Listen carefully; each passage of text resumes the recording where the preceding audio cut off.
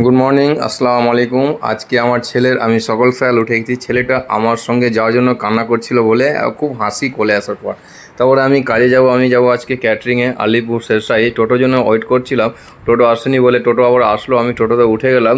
টোটো ওঠার পর আমি স্ট্যান্ডে আবার ঢুকলাম, দেখি আমার একটা বড় ফ্রেন্ড, মানে আমার বিগ ফ্রেন্ড যাকে বলে, ও আমার সঙ্গে ব্লকে চলে এসছে বলছে। তারপর দেখছি সব ছেলেগুলো চলে এসেছিলো। আমাদের ভাড়া ছিল আজকে 2 জায়গায়, টোটো ছিল 2টো, ছেলেগুলো অনেক ছিল, তাই জন্য ছেলেদেরকে আমার টোটোতে ভাগ করে দিলাম। ভাগ করে দেওয়ার পর আমি আর একটা দাদা চললাম বাইকে যাওয়ার পর দেখছি যে টোটোতে পাঠিয়েছিলাম সেই টোটোটা চলে এসেছিলো, দেখি প্যান্ডেলে গেছে, আমার থেকে আগে চলে এসে। তারপর দেখছি প্যান্ডেলে এসে ঘুরে দেখছি প্যান্ডেলের গেটটা ভালো, অনেক সুন্দর করে সাজানো ছিল। প্যান্ডেলে এসে দেখছি প্যান্ডেলের পুরো বেঞ্চ সব সেট লাগানো ছিল, বাড়ির লোক সব কিছু রেডি করে ফেলেছিল আমাদের আগ থেকে। আবার দেখছি সবগুলো ছেলেদেরকে আমি খাওয়াতে বসলাম, কেন সকালকার খাওয়ানো শুরু করতে হবে। এটা হচ্ছে আমাদের স্টক রুম, কারণ এখানে সব কিছু স্টক রাখা হয়েছিল। সকালকার খাওয়া ছিল মাংস, সবজি আর ভাত।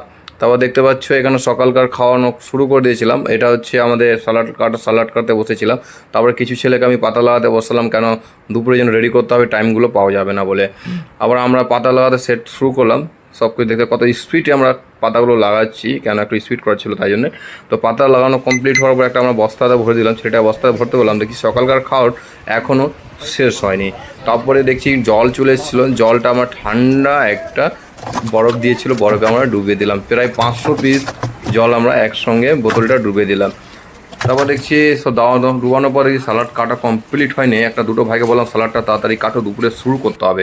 তারপরে দুপুরে আমরা শুরু করার আগে দেখছি আমার টেবিল কভারটা আমরা লাগিয়ে দিলাম সবাই মিলে। টেবিল কভারটা খুব ফাস্ট লাগিয়েছিলাম, কেননা দুপুরে টাইম পাওয়া যাবে না। আবার জলের বোতল দেখতে পাচ্ছ, এই জলের বোতলটা আমরা ডুবিয়ে দিয়েছিলাম, কেন অনেকটি ঠান্ডা হয়ে গেছিলো। অর্ধেকটা ডুবেছিলাম, অর্ধেকটা রেখে দিয়েছিলাম।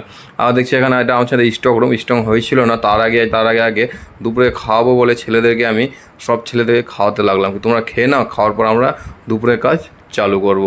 এই 6জনকে খাওয়াতে বসলাম। খাওয়ানোর পর আমরা বাকি ছেলেটা আমরা স্টক নিচ্ছিলাম। এই দেখেন ছেলেগুলো খাচ্ছে, মাংস ছিল, স্যালাড ছিল, ছেঁচড়া ছিল, লেবু ছিল, শশা, গাজর সব ছিল, টুজে সব ছেলেদেরকে বললাম তাড়াতাড়ি তোমরা খেয়ে উঠো, তোমাদের খাওয়া কমপ্লিট হলে দুপুরে খাওয়াটা শুরু করব।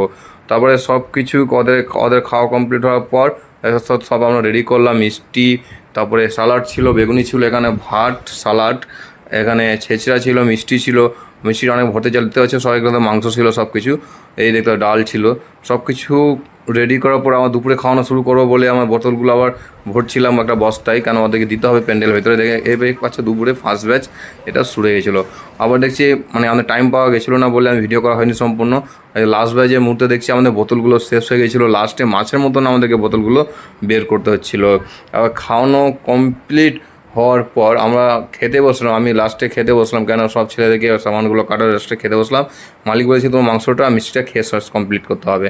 তা খাওয়ানো কমপ্লিট হওয়ার পর আজকের ব্লগ আমার এখান থেকে শেষ। ভিডিওটা লাইক থাকলে লাইক, ভালো থাকলে শেয়ার ও সাবস্ক্রাইব করুন। এই দেখো আমরা বাড়ি, টাটা, বাই বাই, জয় হিন্দ।